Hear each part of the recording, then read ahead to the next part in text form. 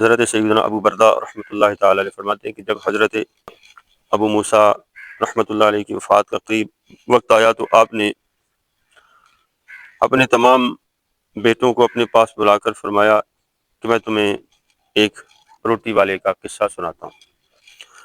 چنانچہ یہ قصہ حضرت سیدنا ابن عباس رضی اللہ تعالیٰ عنہ سے مروی ہے۔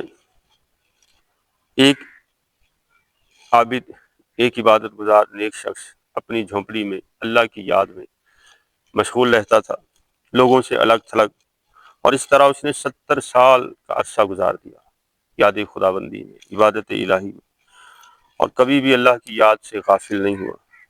پھر ایک دن اس کی آزمائش یوں کی گئی کہ اس کی جھونپڑی کے قریب سے ایک حسین و جمیل عورت گزری، اور اس کے نفس پر اس کی شکل و صورت کا حسن و جمال غالب آ گیا۔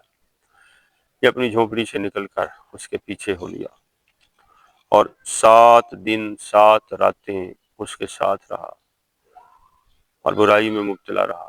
7 دن کے بعد جب اس کی آنکھوں کے سامنے سے غفلت کا پردہ ہٹا اور جس شیطانی مستی میں یہ مبتلا ہو گیا تھا وہ اتری، آنکھیں کھلیں، تو اب پچھتایا کہ یہ میں کیا کر بیٹھا، 70 سال کی عبادت کو ضائع کر بیٹھا۔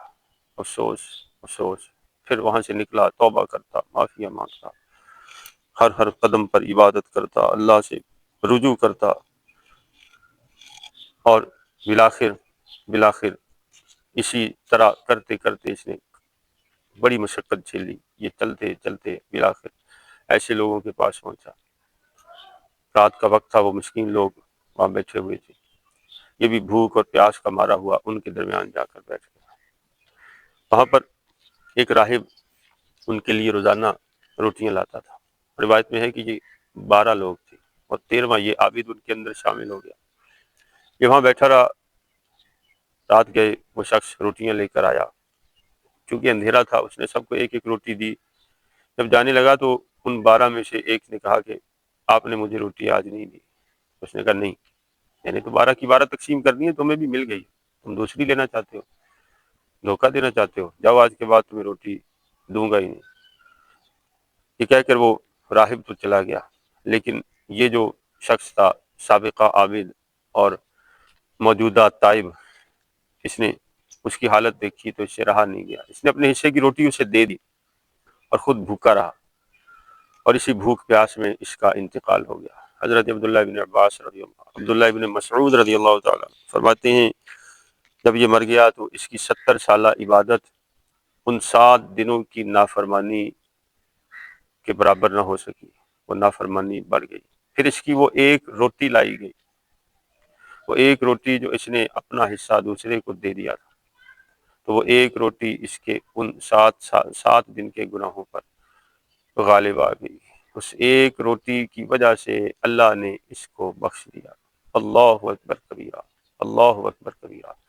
بڑے بڑے اعمال بسا اوقات رد ہو جاتے ہیں، چھوٹی سی نیکی کام آ جاتی ہے۔ سچ کہا ہے کسی نے، سبقت رحمت خداوندی قیمت طلب نہیں کرتی، بلکہ اللہ کی رحمت تو بہانہ تلاش کرتی ہے۔ اللہ اکبر۔